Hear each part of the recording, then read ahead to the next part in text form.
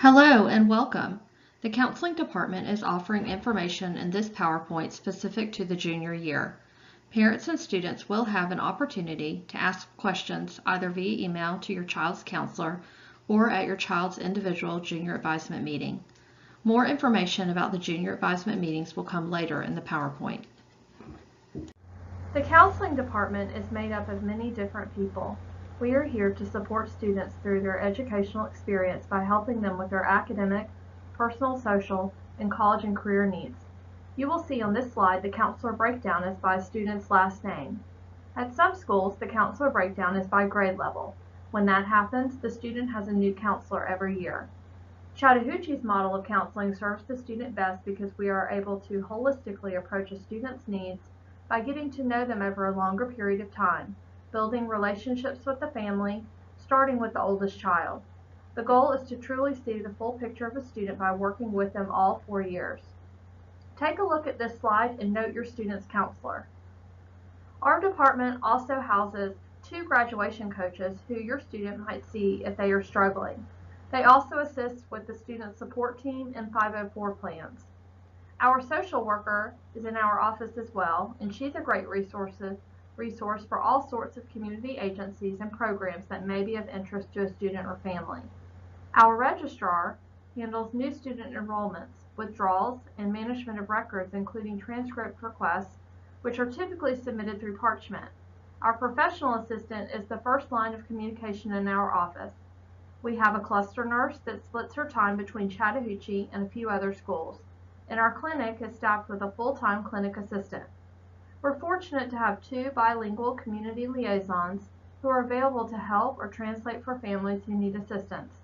One that helps specifically with our Spanish-speaking population, and one that helps specifically with the Korean-speaking population. Our principal is Mr. Tim Duncan, and we are happy to have him back this year after his 3 years of working at the county level. The assistant principal's breakdown is also by last name, so your student's counselor and assistant principal work hand in hand for a cohesive team approach throughout your student's 4 years here. There are many ways for you to know what is going on in our office. Chattahoochee High School has a Facebook account, Twitter account, a website located at www.chattcougar.com, and a blog where we often post more lengthy and detailed information at hoochcounselors.blogspot.com. We try to truly communicate information in as many ways as possible, so please check it out. Let's talk about the importance of home access. All parents or guardians and students will have a username and password to get into the Home Access Center. The benefits of home access are that it's a live database, meaning that the grades, behavior, and attendance of a student are updated continuously. Parents and students can see all assignments that have been given and the grade assigned. It's a great tool for parents and students to see where they stand with a class rather than waiting on a progress report or report card when it's too late to do anything to fix the situation. Students, too, have the ability to see their grades, and it's a great way to keep track of any missing assignments or low grades, which would prompt a conversation with the teacher. If you do not currently have a login or password, you can do so by showing your picture ID in the main office. Alerts and notifications can also be added. Once you do have your username and log in, you can look on fultonschools.org at the Home Access Center to gain entry into the portal. In order to graduate, students must have 23 credits total in very specific areas. You can see on the slide the requirements. Everyone is required to have 4 English, 4 math, and 4 science courses. There are 3 required social studies courses, plus a half credit of health and personal fitness. 3 credits are made up of either a world language, a fine art, or a career tech class. Those can be a mix and match or can be all of the same, such as a student could have a Spanish 1, 2, and 3, or a French 1, 2, and 3, or a student could potentially have a mix such as Latin 1, ceramics, and healthcare science to make up that area. Then there's additional electives that are required for additional credits. Those can be any extra classes that are not duplicated anywhere else. So our school governance council made a proposal in order to have some students be able to waive the personal fitness requirement. If students participate in a varsity or JV sport, they are able to waive this requirement. The other way to waive the personal fitness requirement is to participate in the marching band. Students who wish to seek this opportunity must come to the counseling office and get the appropriate paperwork, then get the signatures needed, then it goes to the athletic director for approval, and then if it's approved, it goes back to our data clerk to be placed on the transcript. If a student takes this option, it does not give them a half credit. It just waives them from having to meet the personal fitness requirement. The half credit still must be met with a different elective choice. So when a student fulfills the waiver requirement, a grade is not issued. It just says again that the state requirement was met, and the student still owes a half credit towards their 23 credits needed for graduation. Here is what a 4-year plan looks like. Each counselor keeps one in their office for every student on their caseload. This helps us to know what classes a student should take next in the sequence, as well as helping students remain on track for graduation. However, it is ultimately the responsibility of the student and parent to know what classes to register for and what is necessary for graduation. We hope this slide gives a better overview of what is required. In the junior advisement meeting, we will discuss the specifics of your student's plan, make suggestions for their senior year coursework. If students have coursework that needs to be made up due to a failing grade in their earlier high school years, now is the time to get with our graduation coach on signing up for a free credit recovery option. Ultimately, a student wants to have all their ducks in a row before beginning senior year. It is not ideal to go into senior year behind the 8 ball, and sometimes it's not preventable, but most times it is. The junior advisement meeting is a time to discuss the graduation status report, senior year courses, and college career plans. We will cover as much as we can in the 20 to 30 minutes we have scheduled.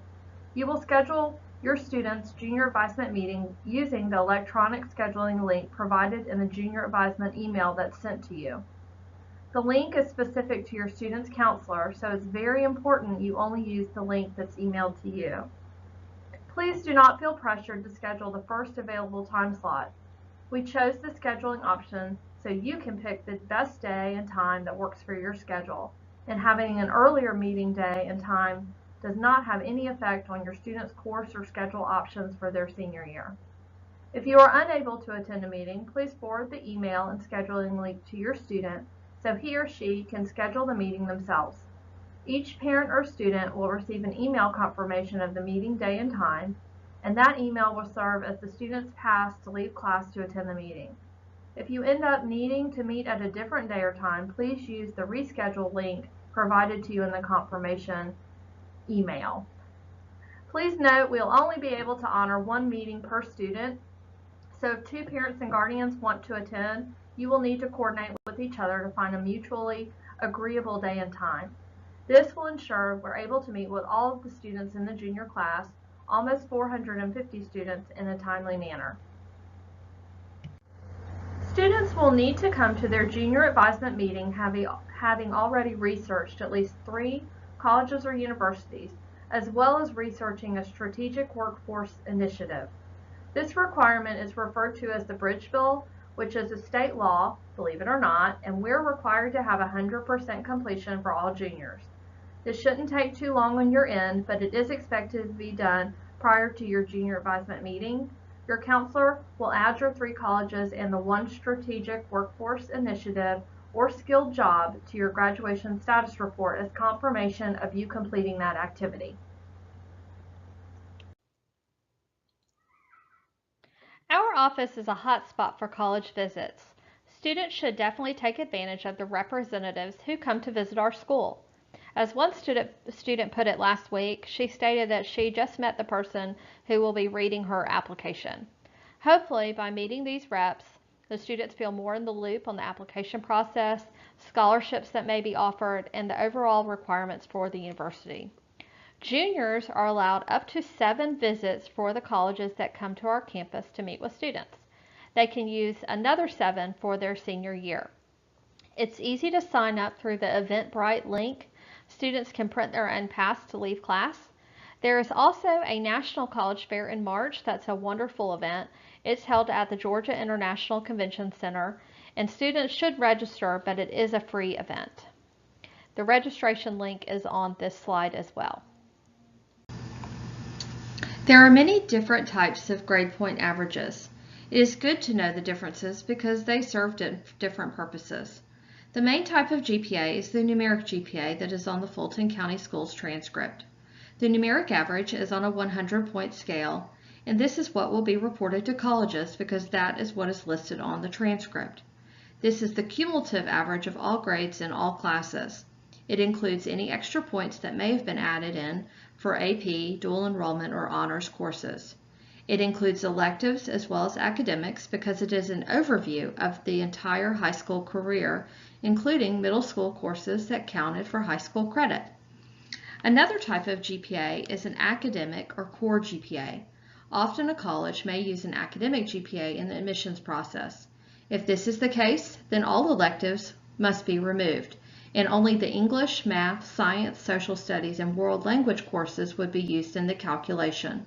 Colleges tend to use a different scale, a 4.0 scale, to calculate GPA versus the 100-point scale that Fulton County uses. If this is the case, a grade of an A is assigned 4 quality points, a B equals 3, and a C equals 2 quality points, and any Fs earned will equal 0 quality points. Then you add up all the points you've earned and divide by the total number of grades you included. This is your GPA on a 4.0 scale. It is best explained by telling students if you have earned all C's in all of your classes, then that essentially is a 2.0, or if you've earned all B's, that's where a 3.0 comes from. However, if you have even a mixture of B's and C's, you would be somewhere in the middle of that scale, somewhere around a 2.5. The more B's you get, the closer to the 3.0 you get, and so forth. 2 important things to keep in mind. 1. Even though F's do not earn points, they do count as classes you've attempted. And 2, if you take any classes that earn 1.0 credit per semester instead of a half credit per semester, such as the Accelerated Science program in 9th grade, or even most dual enrollment courses, and some transfer courses from other districts, those grades are going to impact your GPA more because you earned more credit for them. Ultimately, each college admissions office will determine whether they will keep the 7 points that have been added to the grade, or whether they will remove the points and use the stripped down grade, and even whether they will count all the grades and not just the academics. Only an admissions office can fully explain their way of processing applications. Thus, this is a great question for an on-campus tour by reading information provided on colleges' websites, or even by contacting the admissions office directly. Another GPA that many want to know about is the HOPE or the Zell Miller GPA. We'll talk about that in a moment. Next, we are discussing the HOPE and Zell Miller scholarship programs. There are some minimum requirements to be eligible, which are listed on this slide. For those of you who are not familiar with these scholarship opportunities, let me explain a bit about this program.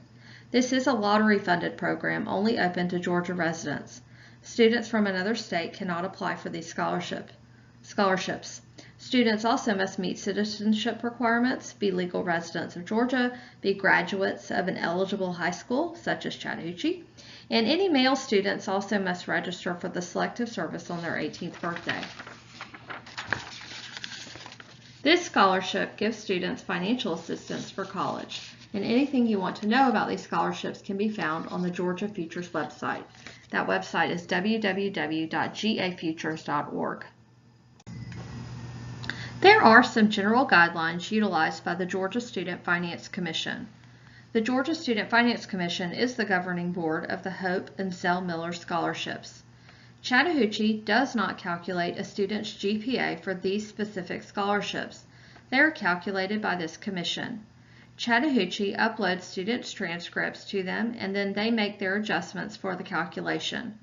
Preliminary HOPE grade point averages are released in January, and final HOPE and Zell Miller GPAs are released after graduation. The way that the Georgia Student Finance Commission calculates GPA is different than how Fulton County calculates GPA, so let's take a minute to go through that process. To start, only academic classes are included in the GPA.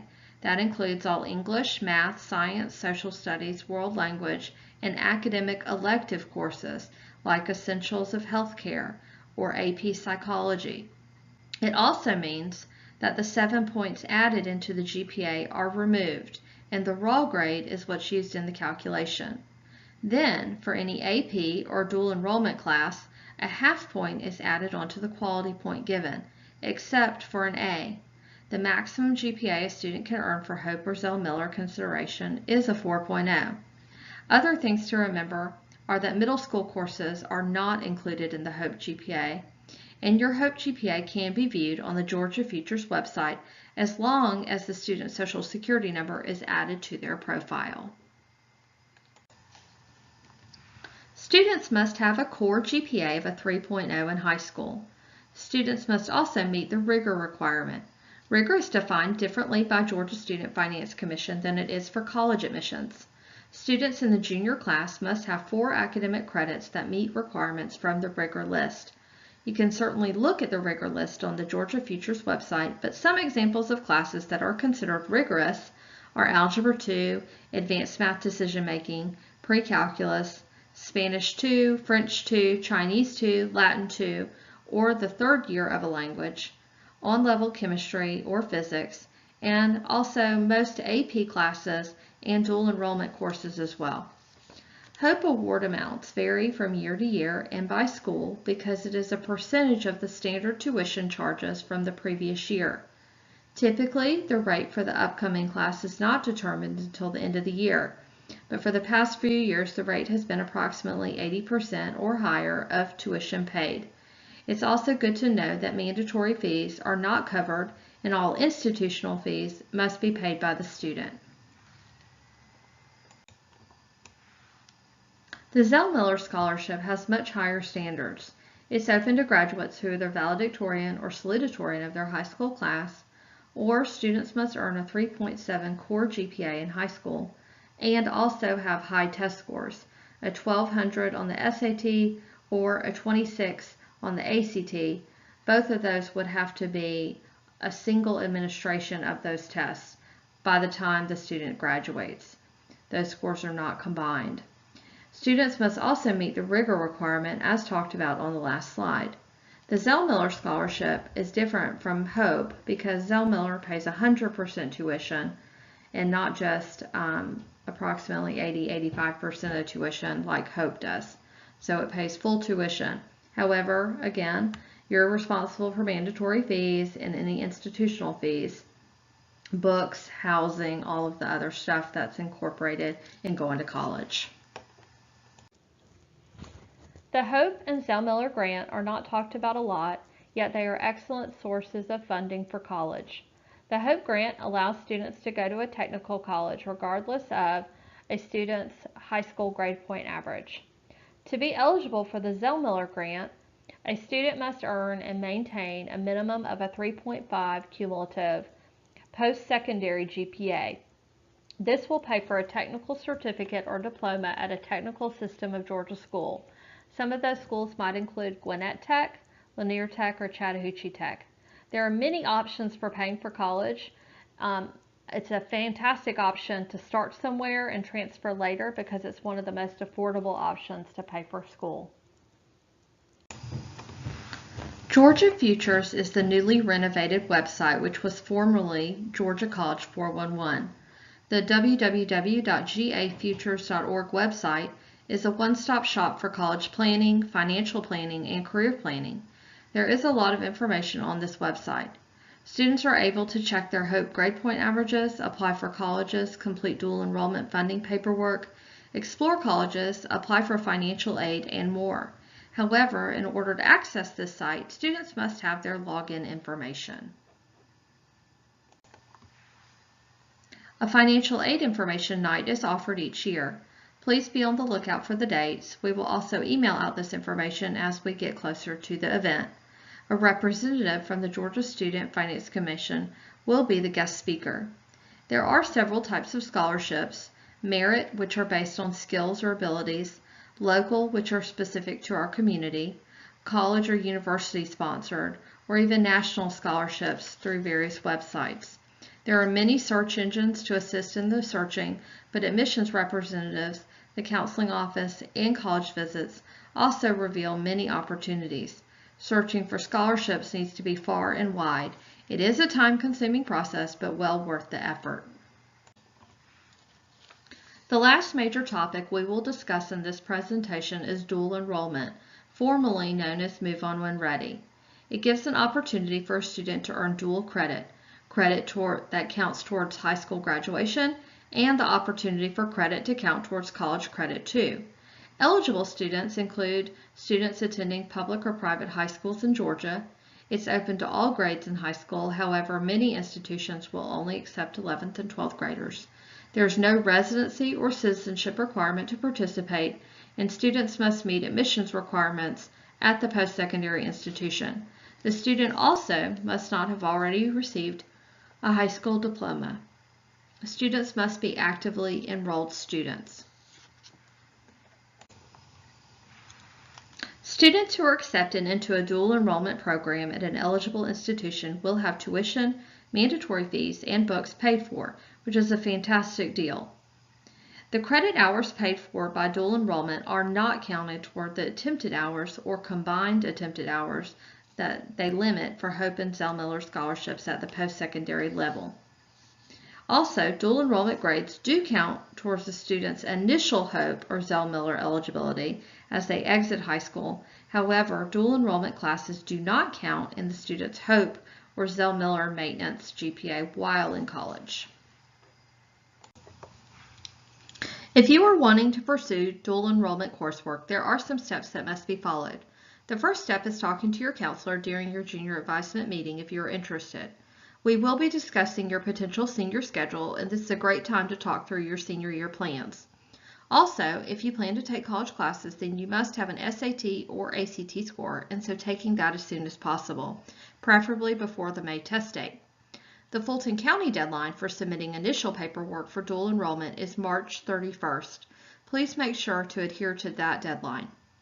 To quickly outline what's required, an application to the college, a funding application on the Georgia Futures website, additional paperwork such as the dual enrollment contract that's due to your counselor, official test scores, an official transcript, a student participation agreement needs to be sent to the college, and submitting any additional paperwork that the college requires such as immunization records or lawful presence documents, etc.